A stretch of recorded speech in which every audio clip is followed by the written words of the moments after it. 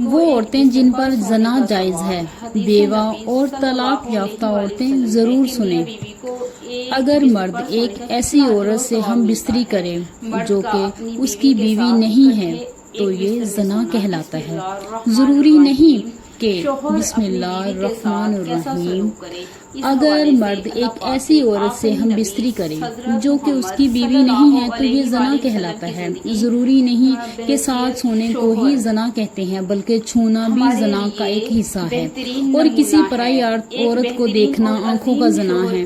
زنا کو اسلام میں ایک بہت بڑا گناہ شمار کیا گیا ہے، اور اسلام نے ایسا کرنے والی کی سزا دنیا میں ہی رکھی ہے، اور مرنے کے بعد اللہ تعالیٰ اس کی سخت سزا دیں گے۔ زنا کی سزا کیا ہے اور اس کے بارے میں قرآن حدیث میں کیا احکامات ہیں، اور ایسی کون سی 3 عورتیں ہیں جن پر زنا کی سزا عائد نہیں ہوتی، اگرچہ ان پر زنا کا جرم ثابت بھی ہو جائے لیکن ان پر شرعی حد گواہی نہیں ہوگی۔ حضرت محمد صلی اللہ علیہ وسلم نے فرمایا، مومن ہوتے ہوئے تو کوئی زنا کر ہی نہیں سکتا۔ اللہ تعالیٰ قرآن پاک میں فرماتا ہے، اور دیکھو زنا کے قریب بھی نہ جاؤ، یہ بے حیائی اور برا رستہ ہے۔ اگر زنا کرنے والی شادی شدہ ہو تو کھلے میدان میں پتھر مار کر مار ڈالا جائے، اور اگر کنوارے ہو تو 100 کوڑے مارے جائیں۔ آج کل دیکھنے میں آیا ہے کہ اس گناہ میں بہت سے لوگ شامل ہیں، خاص کر کے اس بازار میں جہاں عورتیں اور مرد جاتے ہیں۔ کسی کا ہاتھ کسی کو لگ رہا ہے، کہاں لگتا ہے کچھ معلوم نہیں ہوتا، چاہے لڑکا ہو یا لڑکی ہو، اور پھر اس گناہ کو کرنے کے بعد اپنے دوستوں کو بڑی شان و شوکت کے ساتھ سناتے ہیں، بلکہ ان کو بھی ایسا کرنے کی رائے دیتے ہیں۔ اگر کوئی اکیلے لڑکے یا لڑکی کوئی غلط کام کرتا ہے تو اس کا گناہ اس کے ماں باپ کو بھی ملتا ہے، کیونکہ انہوں نے ان کی شادی جلدی نہیں کی، جس کی وجہ سے وہ غلط کام کرنے لگے، اور شادی کی عمر ہونے کے بعد بھی ماں باپ ان کی شادی نہ کرے تو اللہ ناراض ہو جاتا ہے اور ان کے گھر کی برکت ختم ہو جاتی ہے، اور ان ماں باپ سے قیامت کے دن اللہ تعالیٰ حساب مانگے گا۔ اور ایک جگہ اللہ تعالیٰ نے قرآن پاک میں فرمایا ہے کہ پاک دامن لڑکیاں پاک دامن لڑکوں کے لیے، اور اس کا مطلب یہ ہے کہ اگر آپ اچھے ہیں تو اللہ آپ کو بھی ایک اچھی بیوی یا شوہر دے گا۔ زنا ایک ایسا عمل ہے جس سے انسان کینسر جیسی موادی بیماریاں پھیلتی ہیں۔ زنا سے انسان کا دل مردہ ہو جاتا ہے، جب کہ اکثر دیکھنے میں آیا ہے کہ جب دل مردہ ہو گیا تو پھر اس کے دل سے اسلام کی روشنی ختم ہو جاتی ہے، جس سے وہ ایمان سے خالی ہو جاتا ہے۔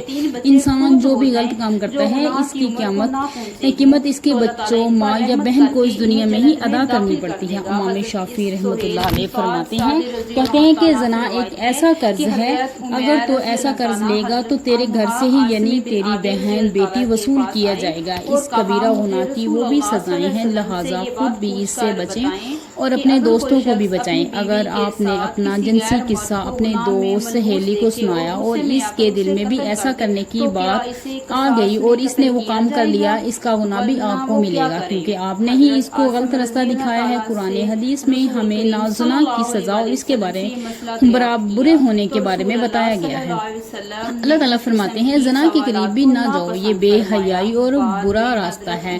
زانیہ اور زانی کو کوڑے مارو، ہر ایک کو ان دونوں میں سے 100 کوڑے۔ اسی طرح نبی کریم صلی اللہ علیہ وآلہ وسلم نے فرمایا، شادی شدہ مرد اور عورت زنا کرے تو دونوں کو سنگسار کر دو، یہ اللہ کی طرف سے سزا ہے۔ زانی ایمان کی حالت میں زنا نہیں کرتا، یعنی جب وہ زنا کرتا ہے تو ایمان سے خالی ہو جاتا ہے۔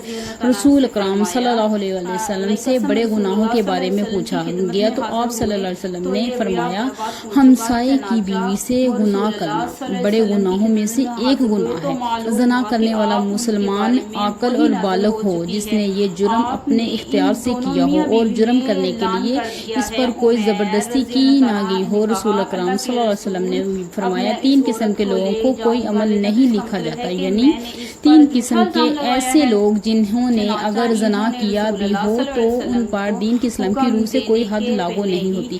ایک تو وہ جو نابالغ، جب تک بالغ نہ ہو جائیں، وہ شخص جو سویا ہوا ہو جب تک وہ بیدار نہ ہو جائے، اور تیسرا کہ وہ جس کا دماغی توازن ٹھیک نہ ہو، دیوانہ ہو، مجنون ہو، اور اس پر اس کی کوئی حد نہیں ہے۔ آپ صلی اللہ علیہ وسلم نے فرمایا، میری امت کی بھول چوک اور جس چیز پر وہ مجبور کیے جائیں معاف کر دیا گیا ہے، یعنی یعنی اگر آپ سے کوئی بھول چوک ہو گئی ہے اللہ تعالیٰ آپ کو معاف فرما دیں گے، یا کسی چیز پر آپ کو مجبور کیا گیا ہے تو وہ بھی اللہ تعالیٰ آپ کو معاف فرما دیں گے۔ زنا کرنے والے کے یہ رحم یعنی زناکار پر حد قائم کرنے ایک طریقہ بتایا گیا ہے۔ زنا میں گڑھا کھود دیا جائے، زمین میں گڑھا کھود دیا جائے اور زانی کو اس میں کھڑا کر کے سینے تک اس کو مٹی میں دبا دیا جائے اور پھر پتھر مارے جائیں یہاں تک کہ وہ مر جائے۔ یہ کارروائی ایمان اور مسلمان کی ایک جماعت کے سامنے کی جائے، اللہ تعالیٰ کا فرمان ہے، اور ان کی سزا کو ایمان والوں کے ایک جماعت حاضر ہونی چاہیے۔ رجم کے بارے میں عورت اور مرد کا حکم برابر ہے، البتہ عورت کے کپڑے باندھ دیے جائیں تاکہ وہ بے پردہ نہ ہو۔ اسلام عصمت و عفت کو سب سے بڑی قیمت متاع قرار دیتا ہے اور اس کی حفاظت کو ہر شے پر مقدم رکھتا ہے۔ چنانچہ زنا اسلامی معاشرے میں انتہائی گمناؤ اور بدترین جرم ہے اور اسلامی تعزیرات میں اس جرم کی سخت ترین سزا ہے مقرر ہے۔ اللہ تعالیٰ سورۃ بنی اسرائیل میں فرماتا ہے، اور زنا کے قریب مت جاؤ، بلا شبہ وہ بے حیائی اور برابر راستہ ہے۔ اس آیت کریمہ میں نازل ہے کہ اس زنا کو روکا گیا ہے، زنا تو کرو بلکہ زنا کے قریب ہی نہ جاؤ، جس سے معلوم ہوتا ہے کہ زنا ایک بہت ہی بری چیز ہے۔ حضرت عبداللہ بن مسعود رضی اللہ تعالیٰ فرماتے ہیں کہ میں نے رسول اکرم صلی اللہ علیہ وسلم سے پوچھا کہ سب سے بڑا گناہ کون سا ہے؟ آپ صلی اللہ علیہ وسلم نے فرمایا سب سے بڑا گناہ ہے کہ تم اللہ تعالیٰ کے شریک ٹھہراؤ، حالانکہ اس نے تم کو پیدا کیا۔ میں نے پوچھا اس کے بعد کون سا بڑا گناہ ہے؟ فرمایا یہ کہ تم اس خوف سے اپنے بچے کو قتل کر دو کہ وہ تمہارے ساتھ کھانا کھائے گا۔